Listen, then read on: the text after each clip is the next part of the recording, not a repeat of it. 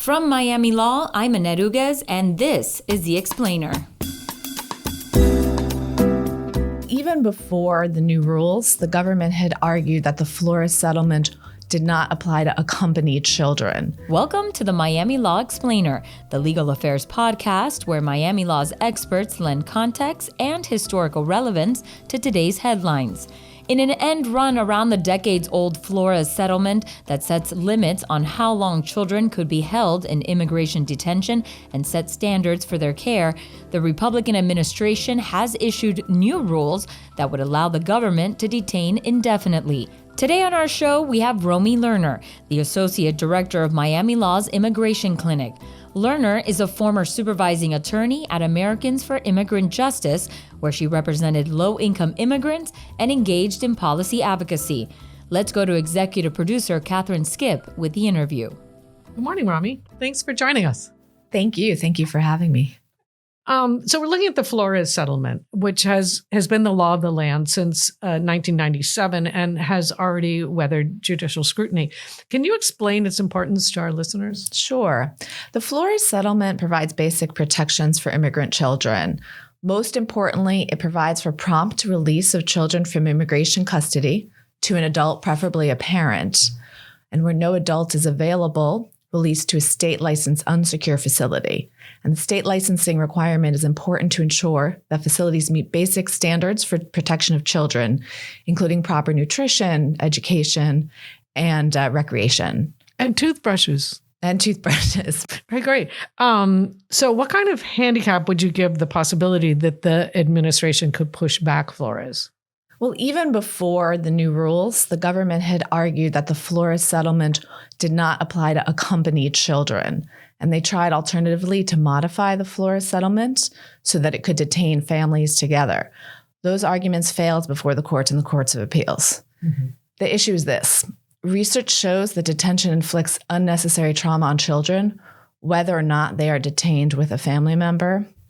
And second, recent evidence of deplorable conditions in facilities where children are detained show that immigration officials can't be trusted to license and monitor themselves as they wish to do under the new rules, because they are trying to get rid of the requirement that they house these children in state licensed facilities. So do you think they're going to succeed in pushing back Flores or not likely? It's hard to say, but the real issue is, do we think this is good policy? And the answer is no. And the administration would say, oh, well, they're enacting these things to serve as a deterrent so people won't try to come here.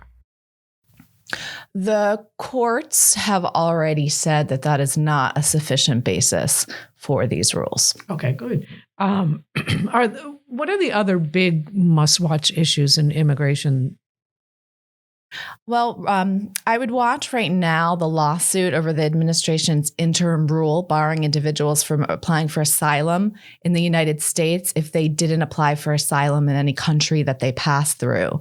The Supreme Court just lifted an injunction that would have prevented the administration from enforcing the rule during the pendency of the lawsuit.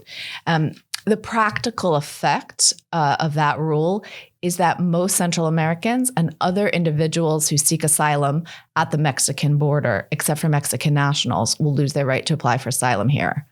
There's no basis for the rule in domestic or international law, and it ignores the danger that asylum seekers may continue to face in some of the countries they pass through, including the transnational criminal organizations from which they may have been fleeing in the first place.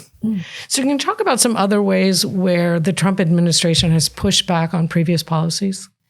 Sure. So we've seen under this administration, the Attorney General's unprecedented use of a mechanism whereby he's been able to erode longstanding protections and basically reverse case law.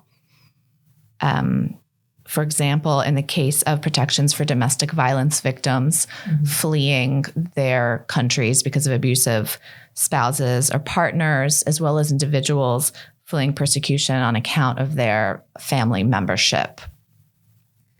We've also seen an astronomical rise in the use of immigration detention, even for people who have lawfully entered the United States. So under the Obama administration, I think towards the end, we were seeing about 30,000 plus people detained a day.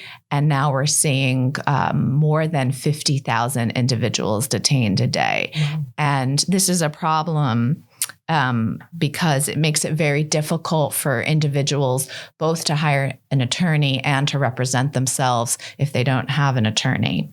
And statistics show that the vast majority of individuals who are detained and unrepresented lose their immigration cases. And that's the case even if the cases are meritorious, just because it's so difficult to prepare an immigration case. And those include asylum cases. So rocket docket.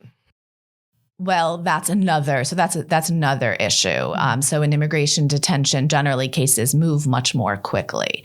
And people have difficulty hiring attorneys in some cases because since they're detained, they're not working and or perhaps they're working in the detention facility, but they're not earning an income that's sufficient to hire an attorney. Additionally, a lot of the detention centers are in rural areas. And it's difficult to access attorneys, to get attorneys to come out to some of these facilities that may be hours away from a major city where attorneys have their offices. Mm-hmm. But also, like you said, those cases tend to move much more quickly. So there's less time to prepare. Additionally, sometimes you need an expert witness in a case. And again, it's difficult to get people to come out to the facility to meet with clients. Sure. Anything else that we should look at? Also, I'm not sure that we covered this, but how quickly could a lot of these be changed in a new administration? Although a lot of these things aren't going to happen because they're being argued in court. They're being challenged in court, correct?